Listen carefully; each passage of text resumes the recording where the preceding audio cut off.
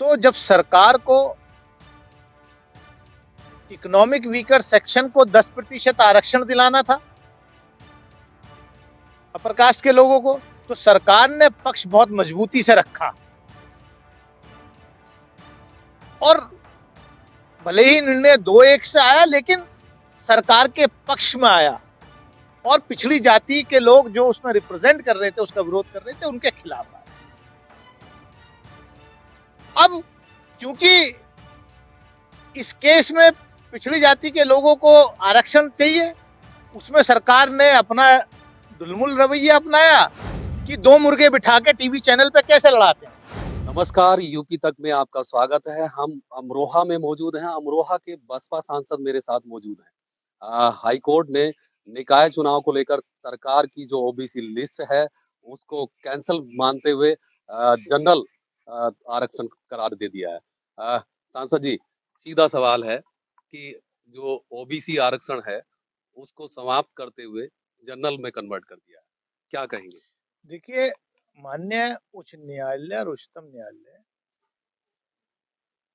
हर पक्ष का पक्ष जानने के बाद निर्णय करते हैं। तो जब सरकार को इकोनॉमिक वीकर सेक्शन को 10% आरक्षण दिलाना था अपर कास्ट के लोगों को, तो सरकार ने पक्ष बहुत मजबूती से रखा और भले ही निर्णय 2-1 से आया, लेकिन सरकार के पक्ष में आया और पिछड़ी जाति के लोग जो उसमें रिप्रेजेंट कर रहे थे, उसका विरोध कर रहे थे, उनके खिलाफ आया। अब क्योंकि इस केस में पिछड़ी जाति के लोगों को आरक्षण चाहिए, उसमें सरकार ने अपना दुलमुल रवैया अपनाया और आरक्षण खत्म हो गया। बेसिकली भाजपा की और इस सरकार की तो नीयत ही आरक्षण खत्म करने की है। जबान पे कुछ है लेकिन अंदर कुछ है। और दूसरी चीज ये, क्योंकि सरकार डरी हुई है, जिस तरीके से उत्तर प्रदेश में गब्बर सिंह टेरर का आतंक मचा पिछले दिनों, पकौड़े लगा तलने वालों पे भी रेड हुई, सरकार डरी हुई है। इसलिए सरकार नहीं चाहती कि अभी चुनाव हो, अभी कुछ और मुद्दा भाजपा लाएगी, जब पोलराइजेशन हो जाए तब चुनाव होगा। अभी चुनाव कराना नहीं चाहते, डरे हुए हैं, इसलिए अब हाई कोर्ट में आ रहे हैं, सुप्रीम कोर्ट जाएंगे, दोबारा लिस्ट बनेगी।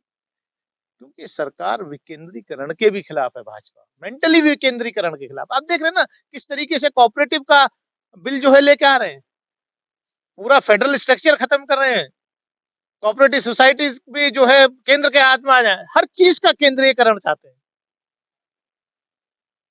तो वही यहाँ है, इस बहाने कुछ महीने अफसरों को बिठा करके नगर पालिकाएं और नगर पंचायतों को चलाएंगे।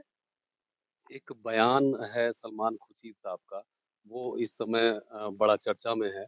उन्होंने राहुल गांधी की तुलना राम से कर दी है। क्या कहेंगे, क्या लगता है? मेरे ख्याल से आप इससे पहले अगर मुझसे ये सवाल पूछते कि भाजपा जब विपक्ष में थी तो उन्होंने बड़ा जोर शोर से शोर मचाया था कि साहब ये सरकार जो है, मनमोहन सिंह की सरकार हिंदुओं के खिलाफ है, इन्होंने राम सेतु को जो है ये कहा कि ये कोई इसका कोई आधार नहीं है। और आज जो सरकार अपने आप को कहती है कि हम असली हिंदुओं के रिप्रेजेंटेटिव है, वो सरकार, नरेंद्र मोदी की सरकार सुप्रीम कोर्ट में एफिडेविट देती है कि राम सेतु का कोई लोकल स्टैंडिंग है ही नहीं, है ही नहीं, वो सच्चाई है ही नहीं। तो आप लोग भी जो है ना, सवाल वही पूछते हैं जो आपके मालिक लोग जो है नैरेटिव तय करके आप दिन भर मुर्गों को लड़ा सकें। बीजेपी नेता मनोज तिवारी है। आपने कहीं पूछा ये सवाल, किसी मीडिया ने किसी चैनल पे पूछा गया क्या ये कि केंद्र सरकार ने एफिडेविट दिया है, राम सेतु के अस्तित्व को ही नकार दिया मोदी सरकार ने, और ये चलेगी भी नहीं आपके टीवी पे बाइट। जो मैं कह रहा हूँ, बीजेपी नेता है मनोज तिवारी, उन्होंने एक बयान दिया है, फिल्म इंडस्ट्री में लव जिहाद बताया है, क्या कहेंगे?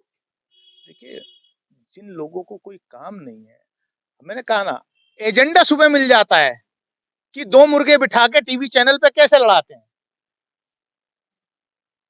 48 घंटे हो गए, 36 घंटे हो गए।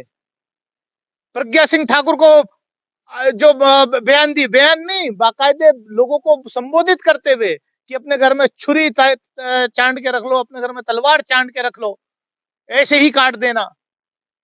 उस पे कोई आप नहीं पूछेंगे, ना उस पे कोई किसी टीवी स्टूडियो में चर्चा होगी।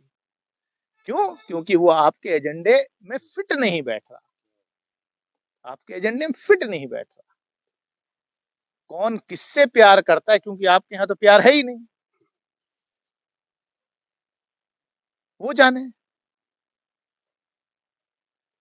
हर चीज में आप जो है कम्युनल एंगल ढूंढने की कोशिश करते हैं, क्योंकि सरकार के पास असली मुद्दों पर बात करने के लिए, बताने के लिए कुछ है नहीं।